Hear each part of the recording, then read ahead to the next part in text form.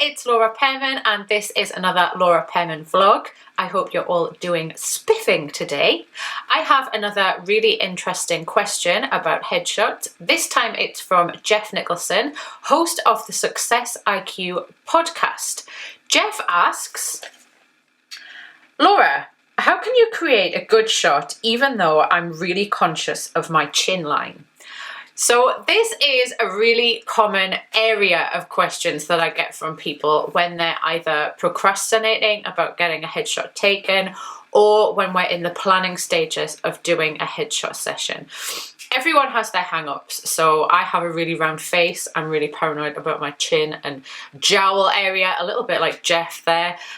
People can be paranoid about all kinds of weird areas on their bodies. This comes from a lack of self-confidence, or maybe you've had I don't know, maybe your parents told you that you had a certain area of your body that wasn't perfect. I don't know, maybe it's from partners, maybe it's just because we are surrounded by fashion and magazines that tell us how imperfect we are all the live long day. Anyway, there's a couple of ways we can get around this. First one is to just say, to hell with all that noise. I don't need to hear that shit. I'm sick of it. Up yours. So yeah, that's great.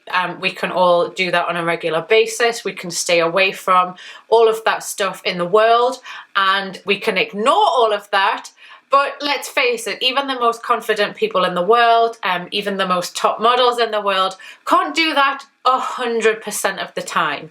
So when you can't kill it in confidence completely, you can cheat the system. Now, cheating the system comes with a little bit of skill. It comes with angles and light and shadows. And any great professional photographer will teach you how to do those cheats. I don't know if you've ever seen Tyra Banks on America's Next Top Model, but in the glory days of that show, she used to come up with all kinds of great phrases like the booty tooch, great things about how you move your body depending on the way that you want to accentuate something. You push that piece of your body towards the camera. You want to hide something, you move that away from the camera. So when you're on a session with a good photographer, somebody who can communicate well with you, they will give you guidance around that. So if me and Geoff were talking about hiding his chin, or he was worried about his round face, I would teach you about how you're going to hold your chin and the ways that we're going to move your head when we do your head shots. So poses like this are obviously not going to help you, whereas poses like this are really, really going to help you. Now, interestingly, when you're not used to having your picture taken, the way that you hold your body feels mega uncomfortable. But when you're used to posing in front of the camera, you kind of get into these weird positions and you know that it's going to look good.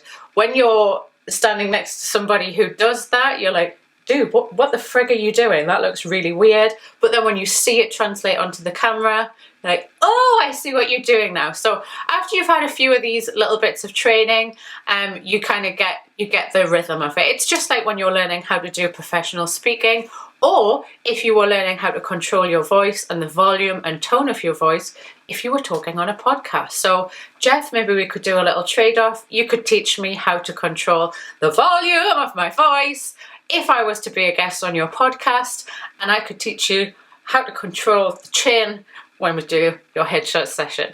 So I hope that's been really helpful, or a little bit helpful.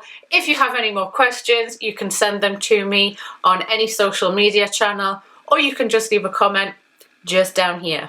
Okay guys, thank you very much. That's all for today. See ya.